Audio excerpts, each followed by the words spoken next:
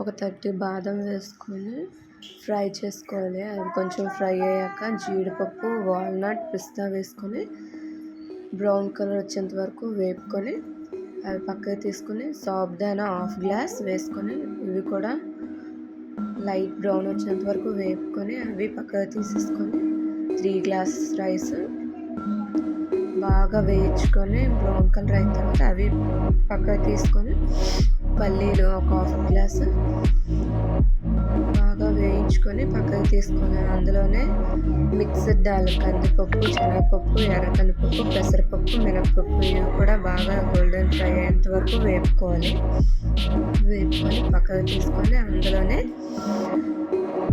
జొన్నలు వేసుకొని బాగా వేయించుకొని అవి పక్కకు తీసుకొని water melon seeds, pumpkin seeds, sunflower seeds వేయించుకొని పక్కకు తీసుకోవాలి. జీలకర్ర, వాము, మెంతులు ఈ 3 అరుగుదలకి చలవ చేయడానికి పనికొస్తాయి.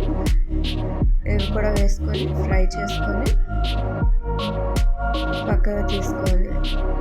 ఇవన్నీ ఒక దీంట్లోకి వేసుకొని అవి బాగా చల్లారిన తర్వాత మిక్సీలో వేసుకొని మిక్సీ పట్టించుకొని ఆ పౌడర్ని ఎయిర్ టైట్ కంటైనర్లో స్టోర్ చేసుకుంటే 1 మంత్ వరకు నిల్వ ఉంటుంది.